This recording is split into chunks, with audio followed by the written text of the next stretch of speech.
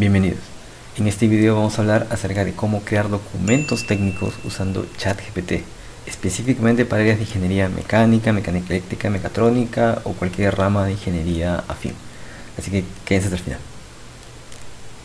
La primera pregunta es, ¿qué documentos típicos podríamos hacer usando ChatGPT? Básicamente podemos usarlo para informes de campo, reportes de avances de proyectos, especificaciones técnicas o propuestas técnicas. En concreto vamos a ver en este video dos técnicas bastante potentes para poder usar ChatGPT en dominios de ingeniería bastante específicos.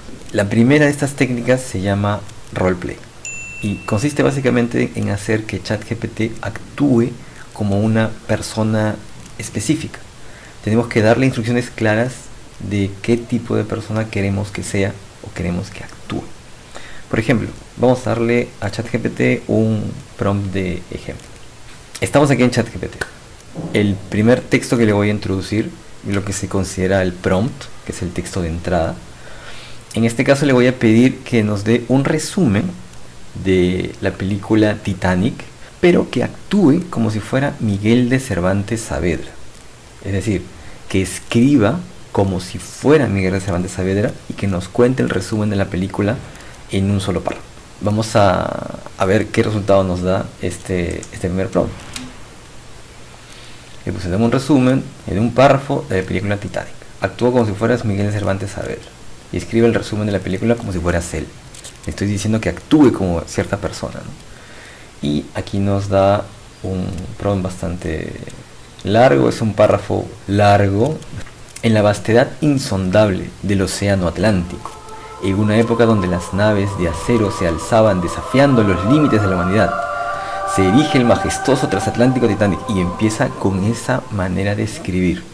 ¿Se dan cuenta? Usando ese lenguaje, ese tono, ese vocabulario de la persona que le estamos pidiendo que encarne a ChatGPT.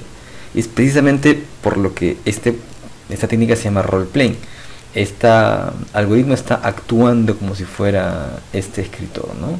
Termina diciendo, en medio de este inmenso cataclismo, Jack y Rose se enfrentan a su propio destino, enfrentando su amor con la fuerza de los elementos y las tinieblas, etcétera, etcétera.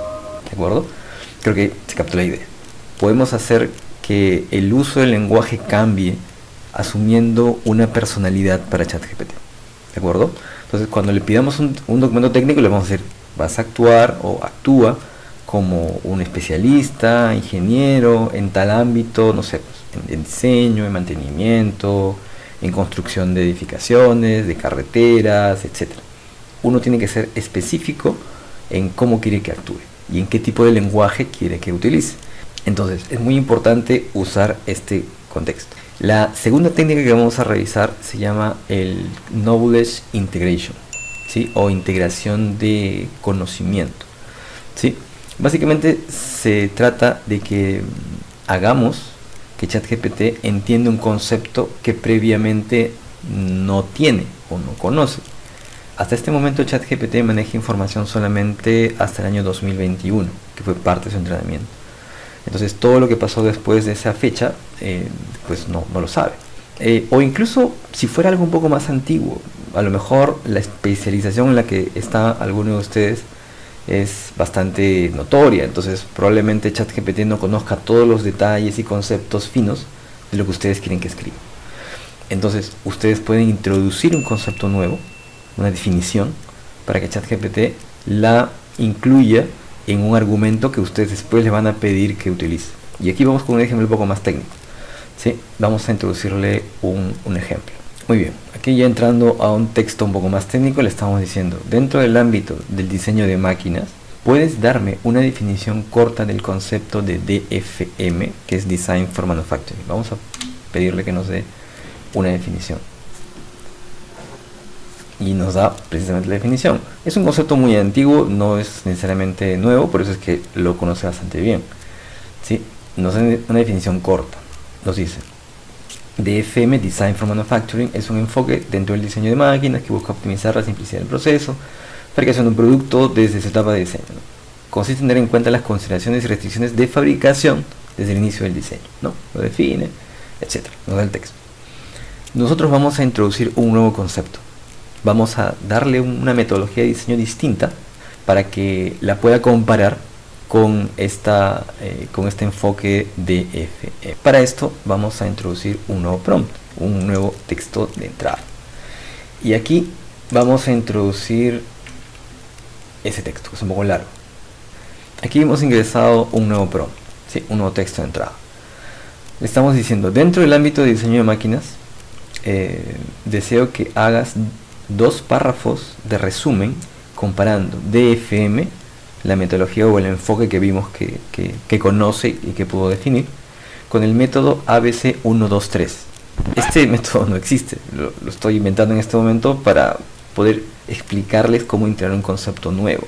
Incluso con algo que no existe y que no tiene referencias, conexión con otra cosa, podríamos lograr que ChatGPT articule los conceptos y nos dé un párrafo de resumen, que procese la idea.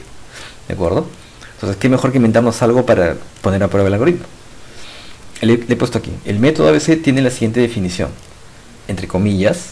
Si vamos a introducir una definición, es mejor que le demos un inicio y un final, para que sea más claro para el algoritmo. Hemos puesto comillas de inicio y final. Dice, es un método de diseño de máquinas centrado en el usuario, creado en 2023 por la empresa JM, que lo estamos inventando literalmente. No existe, ¿sí?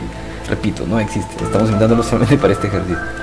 En este método solo se toman en cuenta las características del usuario del producto y sus necesidades. Estas necesidades se toman directamente en la información recopilada por la aplicación del QFD. Eso sí existe, Quality Function Development. Es también una metodología para resolución de problemas, para identificar necesidades del usuario. Entonces, la idea de mezclar un concepto que no existe con cosas que sí existe, que sí puede conocer, es justamente que tome elementos de esos nuevos conceptos y los integre en el concepto nuevo. ¿De acuerdo? Que el algoritmo haga el trabajo de integrar conocimiento nuevo. Por eso se llama así. Luego seguimos con la definición. Por aquí hablo de, está catalogado dentro del conjunto de criterios user-centered. Ese también es un término muy usado. Puede haber mucho contenido en internet. Entonces le estamos dando a la definición nueva vínculos con otras definiciones para que nuevamente haya más riqueza en este resultado. Sí, finalmente le preguntamos, ¿puedes elaborar un párrafo con las diferencias entre DFM y ABC123? ¿Sí? Le vamos a pedir 2 párrafos para poder que desarrolle la idea y que nos dé un texto interesante. Vamos a pedirle. Entonces, procede. Vamos al resultado finalmente, ¿no? Recuerden que nos hemos inventado una metodología solamente para probar que el algoritmo puede manejar estas conexiones conceptuales, ¿no? Básicamente, le pedí 2, nos ha dado 3 párrafos, uno lo usó como resumen. Dice Design for Manufacturing y el método ABC son enfoques distintos dentro del diseño de máquinas que abordan diferentes aspectos y objetivos. Mientras DFM se centra en optimizar el proceso de fabricación, es cierto, a veces se enfoca en el usuario y sus necesidades. Con DFM considera las restricciones y consideraciones de fabricación. Por otro lado, ABC se basa en la recopilación de información a través del QFD para identificar las necesidades del usuario y crear un diseño centrado en él. ¿Ok? Está articulando el concepto. Este método se enfoca en comprender y satisfacer las demandas y expectativas del usuario durante el proceso de diseño. Eso no se lo he mencionado en la definición. Acá está hablando de demandas y expectativas del usuario. Esta información la está tomando probablemente del concepto de user-centered, ¿sí? Entonces está integrando nuevos argumentos en su solución. Dice, una diferencia clave entre DFM y ABC123 radica en sus enfoques. Dice, DFM pone énfasis en la fabricación, acá está rodando un poco. Por otro lado, ABC123 se centra en el usuario, poniendo énfasis en sus necesidades y preferencias. Está redundando otra vez. A veces se considera la aplicación del QFD para identificar los problemas de diseño. Noten que este segundo párrafo es muy parecido al primero. Esto es prácticamente algo que tenemos que tener muy en cuenta también, y que vamos a ver en un momento. Al final cierra diciendo, en resumen, DFM se centra en la optimización de fabricación de producción, mientras a veces se enfoca en satisfacer las necesidades del usuario. Repetitivo. A través de un diseño centrado en él, ambos enfoques tienen su importancia y pueden complementarse en el proceso de diseño de máquinas, dependiendo de los objetivos y requisitos específicos del proyecto. Ese cierre es razonable. Fíjense en esto que es muy importante. El algoritmo puede integrar conocimiento nuevo si se lo pedimos adecuadamente. Mi definición fue muy rápida y pudo haber sido mejor probablemente y hubiera tenido un mejor resultado. Debemos tener en cuenta también de que ChatGPT no es del todo perfecto y los resultados, como ustedes ven, no siempre son un párrafo demasiado pulido.